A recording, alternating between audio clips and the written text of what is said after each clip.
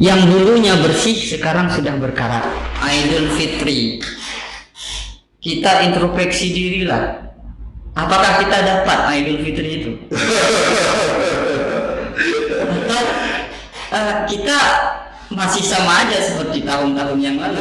Dengan introspeksi diri itu kita akan tahu tingkat dan nilai value kita diri sendiri.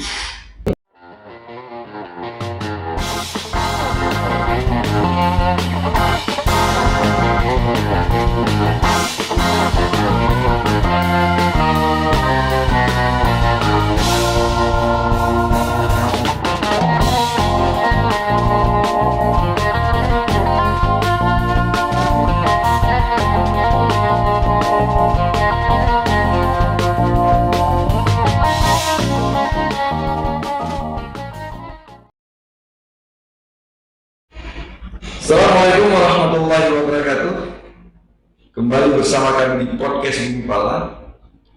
Kali ini kita akan membahas persoalan-persoalan yang sangat penting ya, di penghujung Ramadan ini. Di studio telah hadir Tengku Zulfan Irwansyuri MPD. Beliau adalah salah satu pengajar di Cahaya Quran Tabatwan. Sebelumnya beliau juga alumni pesantren Syafi'iyah Sukorejo, Situbondo, Jawa Timur. Jadi sepertinya kalau panggilan kita di sini Tengku ya, mungkin di sana Gus ya. Selamat sore Tengku Zulfan. Sore Pak Mas Rizal. Ya. Barangkali kita ingin ingin coba untuk menggali sedikit ya, tentang fenomena-fenomena yang terjadi di masyarakat. Iya. Mungkin temanya itu tentang hakikat dan makna Idul Fitri. Makna dan Idul Fitri. Iya. Tapi umumnya kita masyarakat kan jelang Idul Fitri itu kalau malamnya itu gimana cara yang melihat beli petasan di pasar. Iya. Lalu kemudian ibu-ibu buat persiapan ibu-ibu segala macam. Iya. Gordennya masih kotor ya. Kemudian juga anak-anak muda itu biasanya kalau tidak ada pakaian nggak ada dia. Terus kalau motornya itu belum dicuci, belum bagus, belum baru. Iya. Itu juga belum jadi gitu. Kita akan ngomong tentang itu ya, tentang hal-hal yang seperti ini. Mungkin itu dulu yang bisa kami sampaikan. Silakan mungkin Pak Tengku menjelaskan.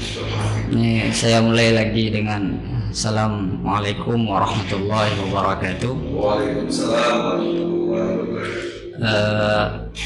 Pak Mas Rizal yang kami hormati, suatu kehormatan besar bisa berada di sini bersama Pak Mas Rizal, duduk bareng, diskusi bareng ya kan. Nah ini luar biasa, suatu kehormatan yang besar. Baik, mungkin melihat fenomena-fenomena yang sekarang ini sebenarnya itu hanya tradisi, yang mana tradisi itu juga tidak lepas daripada agama gitu kan, agama. Cuman kita lebih menekankan kepada Idul Fitrinya. Idul Fitrinya gitu kan. Memang tradisi kita kebanyakan ketika Idul Fitri itu orang-orang kebanyakan lebih membersihkan sifat materinya. Iya. Sebetulnya kalau terminologi kata yang tepatnya Idul atau Aidul? Idul itu adalah hari kemenangan, hari raya. Fitri adalah fitrah, bersih. Maka dalam hadis Nabi dikatakan bersih itu lebih identik dengan anak kecil yang baru lahir, tanpa dosa. Cuman ketika kita lihat fenomena-fenomena yang sekarang, yang kita dari kecil hingga besar tumbuh dewasa, otomatis yang dulunya bersih sekarang sudah berkarat. Ya kan? Yang dulunya bersih itu sudah berkarat. Dari segi apapun itu. Iya. Apakah tingkah laku kita dengan Tuhan kita?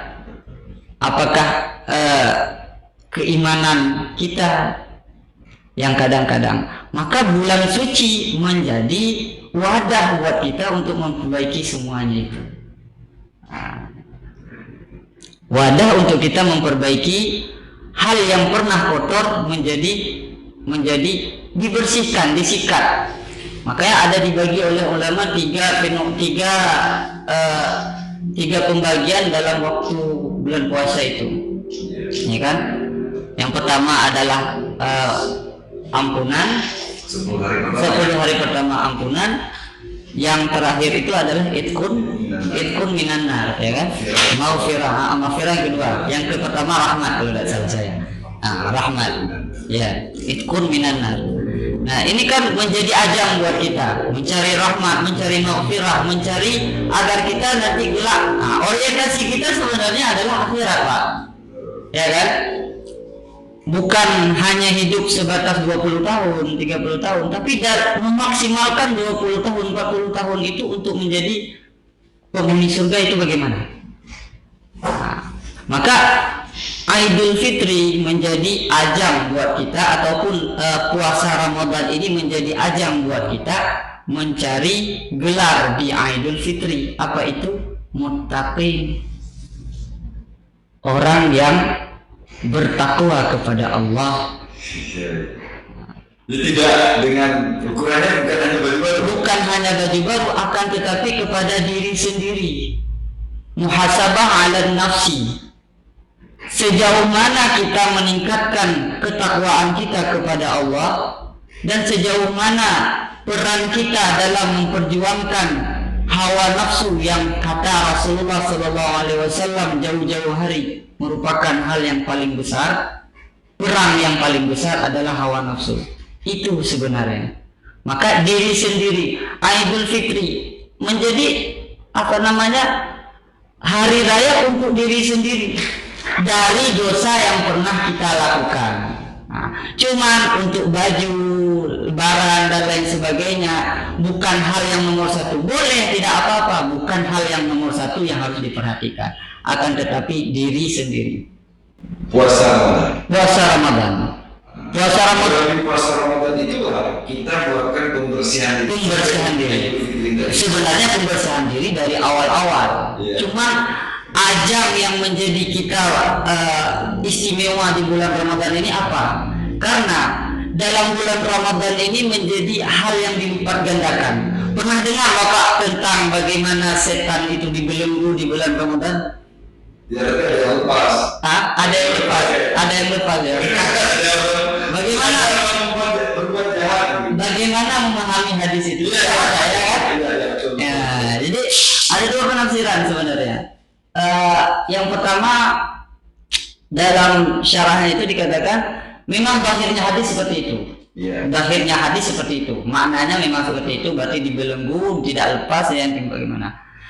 Yang kedua, ini yang menjadi titik poin kita, ya kan? Kenapa setan itu bisa dibelenggu? Sebenarnya bukan dibelenggu, Pak. Sebenarnya itu setan yang ada di bulan Ramadan itu tidak mampu untuk menggoda manusia. Kenapa? Setiap amalan yang dilakukan oleh manusia dalam bulan Ramadan itu berlipat-lipat ganda pahalanya. Maka tidak heran kalau masih ada orang yang berbuat maksiat di bulan Ramadan. Berarti jauh-jauh hari sebelum Ramadan dia memang seperti itu dirinya, mengikuti hawa nafsu dia. Jadi bukan berarti dibelenggu, dirantai kok masih ada orang buat maksiat. Bukan seperti itu. Akan tetapi lebih kepada ketidakmampuan setan dalam menggoda kita, karena berlipat gandanya amalan kita. Lalu lantas kita mau enak-enak aja di bulan Ramadan, mengabaikan itu. Itu menjadi renungan buat kita semua, ya kan? Terus itu juga yang kemudian salah satu istimewanya bulan Ramadan ini adanya Lailatul Qadar. Iya, Lailatul Qadar. Bisa kan itu malam 1000 bulan, mungkin Tengku bisa bercerita sedikit tentang itu. Lailatul Qadar itu ada dua pendapat yang masyhur tentang Lailatul Qadar. Yang pertama, fase dalam turunnya Al-Qur'an. Fase dalam turunnya Al-Qur'an itu ada dua fase. Yang pertama dari Allah ke Lauhul Mahfuz. Nah, ini yang disebut dengan Lailatul Qadar. Lailatul Qadar. Kemudian dari Lauhul Mahfuz ke Baitul Izzah. Nah, ini juga masih dikatakan Lailatul Qadar di sini. Ini bentuknya turunnya kayak mushaf kita sekarang, dari Al-Fatihah sampai An-Nas. Nah, kemudian ada yang ketiga. Ada yang ketiga yaitu turun dari Baitul Izzah secara beransur-ansur sesuai dengan keadaan Nabi dan permintaan umat. Nah, ini yang disebut dengan Syahrul Ramadan alladzi unzila fihi al-Qur'an hudan linnas, ya. Nah, ini yang dinyatakan dengan nuzulul Qur'an yang sering diperingati oleh masyarakat. Nah, sedangkan Lailatul Qadar itu tadi yang malam ganjil daripada bulan Ramadan, 10 bulan Ramadan, yang kita tidak tahu bagaimana cara mencarinya, tapi ada kisi-kisi yang dikasih oleh ulama. Nah, ya mudah-mudahan kita dapat dalam 10 akhir ini, ya kan? Nah, ada yang mengatakan 21, ada yang mengatakan 23, ada yang mengatakan 27. Nah, itu cari di 10 itu. Nah, maka inna anzalnahu fi lailatul qadri khairun min alfi syahrin. Malam Lailatul Qadar itu lebih baik daripada malam 1000 bulan yang kita lewati. Nah, mungkin begitu kalau masalah nuzulul Quran, nuzulul Quran atau Lailatul Qadar. Dan enggak ada lebih lanjut mungkin tentang Lailatul Qadar itu. Kalau ada pemahaman di kampung itu, jadi Lailatul Qadar itu yang pada saat kita beribadah lebih baik dari 1000 bulan itu ada keyakinan sebagian orang itu semua tanaman tumbuh-tumbuhan sejuk. Ya, memang itu yang tadi saya bilang kisi-kisi yang dikasih oleh ulama. Nah, kisi-kisi yang dikasih ulama, ada yang mengatakan pada malam itu bulan terang, ya, terus sepi, hening, tenang. Nah, maka pohon-pohon itu agak rindang gitu, tidak kena hawanya. Memang berbeda dengan itu. Dan cuma orang-orang terpilih yang bisa merasakan itu. Nah, mudah-mudahan kita termasuk orang-orang.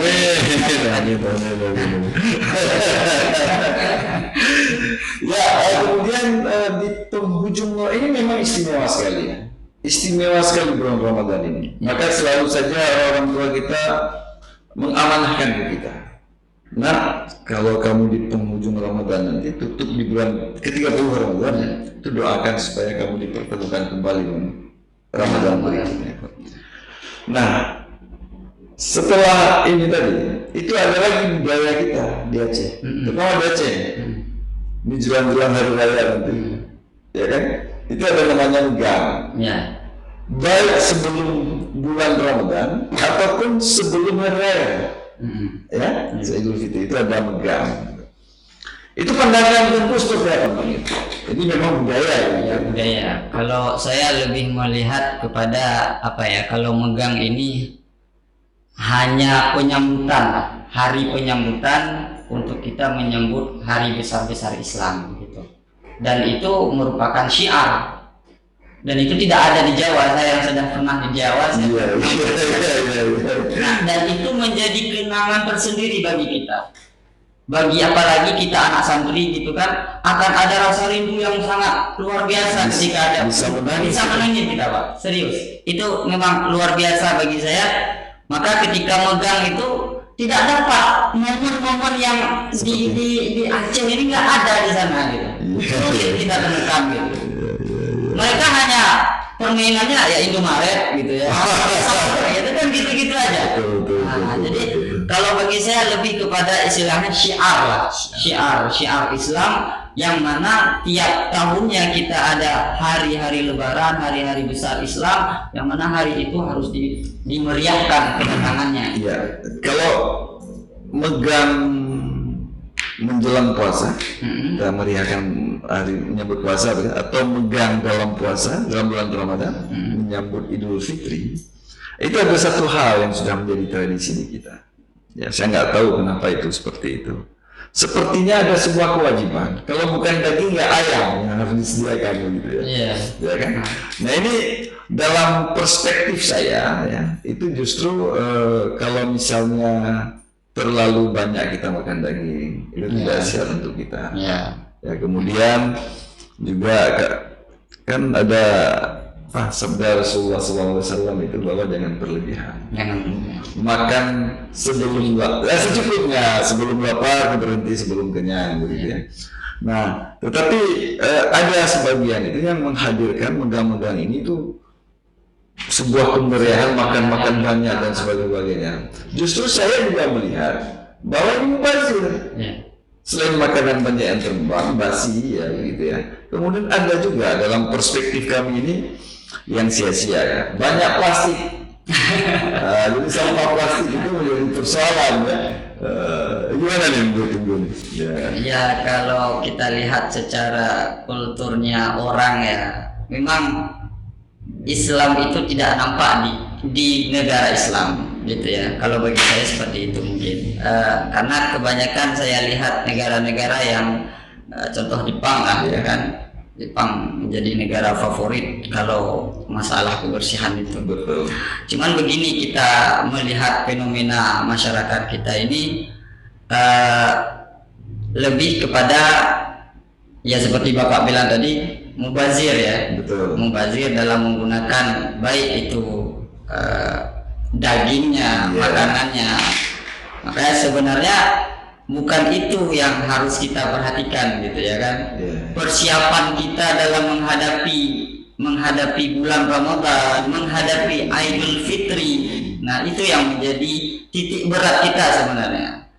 Nah, bagi kita yang sudah tahu bagaimana persiapan diri sendiri dalam menghadapi bulan Ramadan, dalam menghadapi Idul Fitri, nah itu menjadi ajang buat kita juga gitu dalam berdakwah kepada orang-orang yang dalam kategori mubazir tadi kan. Nah, karena innal mubaziri kanu min akhwan syayatin gitu katanya kan. Karena orang-orang mubazir itu merupakan orang yang kawan daripada setan. Besti lah kalau kita bahas sekarang ya. Besti. Ya, mungkin terakhir nih ya, apa yang kita lakukan dalam suasana Idul Fitri itu, hari kemenangan itu, apa saja yang harus kita lakukan? Kita kan sudah menang, sudah bersih. Ya seperti kata saya tadi, Idul Fitri, kita introspeksi dirilah. Apakah kita dapat Idul Fitri itu? Atau kita masih sama aja seperti tahun-tahun yang lalu gitu? Atau hanya di bulan Ramadan aja kita menjadi orang sarungan, pakai peci, ya kan? Tapi saya kayaknya identik gitu ya, identik orang sarungan, peci, bukan identik orang yang berwawasan agama aja gitu ya kan? Tapi begini, saya klarifikasi dulu. Jadi kalau ini bukan menunjukkan saya itu alim, pakai peci setiap hari. Ini hanya style saya. Saya klarifikasi dulu. Nah, jadi yang harus kita lakukan kalau bagi saya pribadi sih lebih kepada introspeksi Pak. Karena dengan introspeksi diri itu kita akan tahu tingkat dan nilai value kita diri sendiri. Sejauh dalam bulan Ramadan ini yang katanya itqun minan nar, benar nggak kita bisa menggapai itu gitu? Yang maghfirah bisa nggak kita menggapai itu? Atau jangan-jangan kita hanya mentok di jalan yang buntu? Di situ saja, tidak pernah meningkatkan ketakwaan kita, tidak pernah membangkitkan gairah kita dalam beribadah. Karena ujungnya itu takwa, ujung-ujungnya takwa. Karena Allah tidak akan melihat kepada hambanya apapun kerjaannya, itu tidak melihat. Yang dia lihat, yang Allah lihat hanyalah takwa kita. Maka jangan sombong dengan apa yang kita dapatkan sekarang. Ya. Nah. Ini sungguh luar biasa nih tentu ya. Mungkin karena waktu juga nih ya. Allah Ta'ala. Barangkali pada kesempatan lainnya mungkin kami minta kesediaan dan untuk bisa mengisi ruang-ruang di podcast Mimba lainnya. Amin, amin. Podcast Mimba lainnya. Iya. Suatu kehormatan besar bagi kami.